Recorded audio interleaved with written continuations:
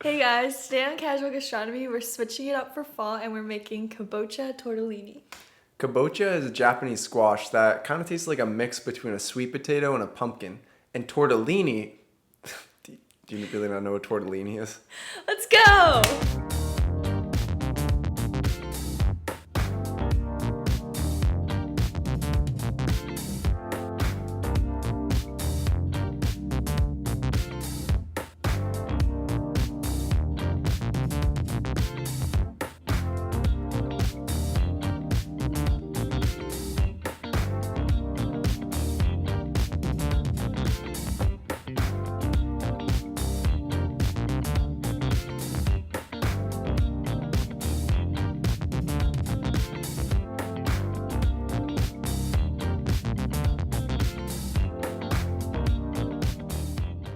Pasta dough is super simple. Just make a little mound of about 2 cups of flour on the counter and make a little crater in the center.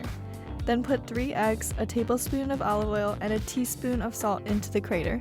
Begin to whisk the eggs with the fork, slowly incorporating more and more flour until it gets to the point where you can begin kneading it with your hands. Ours turned out a little tough, so I would recommend starting with a little bit less flour and adding more if necessary. It's easier to add flour than water. When it's ready, wrap in plastic and set aside while you prepare the filling. Now for the star of the show, the kabocha squash filling. For this, you just want to cut one kabocha squash into quarters, peel it, cut it into smaller chunks, and then put it on a sheet tray with 1 unpeeled shallot, a few cloves of garlic, a couple sprigs of thyme, and a palmful of sage leaves. Then, add salt and pepper to taste and toss everything together with a little bit of olive oil before covering it with aluminum foil and placing it in a 425-degree oven for about 45 minutes. When it's done, take it out and reduce the oven temperature to 350 degrees so you can toast up about a half a cup of pecans. This should take about 10 minutes. Then, put half of the squash in a food processor with the shallot, garlic, 2 tablespoons of mascarpone, 1 teaspoon of lemon juice, the toasted pecans, and 2 tablespoons of grated parm. Then, just pulse everything until it comes together into a smooth, creamy filling. Now, cut the pasta dough into 4 equal parts, rolling one of them out until it's big enough to fold into thirds. Roll it out again and fold it into thirds again before going in on the final roll. You want to try and get the pasta as thin as possible. You should be able to see the shadow of your hand through it when you lift it up. Then, use a glass about 2 inches in diameter to cut around and form circles for the tortellinis. Then just place a dollop of the kabocha filling in the center of each circle, wet the bottom half, and fold it over, pressing tightly to seal. Then just bring the 2 corners back towards each other and press them together to form the tortellinis. For the brown butter sauce, just melt a stick and a half of butter in a pan, swirling constantly until it begins to brown. Then toss in a palmful of sage and the sauce is done.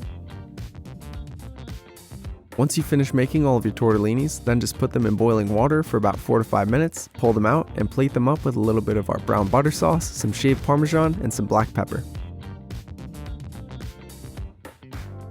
Alright, so we made kabocha tortellini with the brown butter, sage, thyme, and balsamic vinegar sauce. The tortellini themselves turned out a little bit bigger than we were aiming for, but it was our first time trying to make it, and they still look pretty good to me, so Let's try it.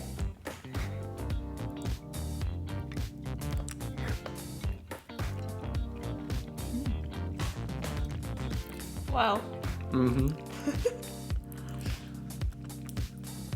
That's really tasty. The filling just reminds me of fall. Like pumpkin / squash.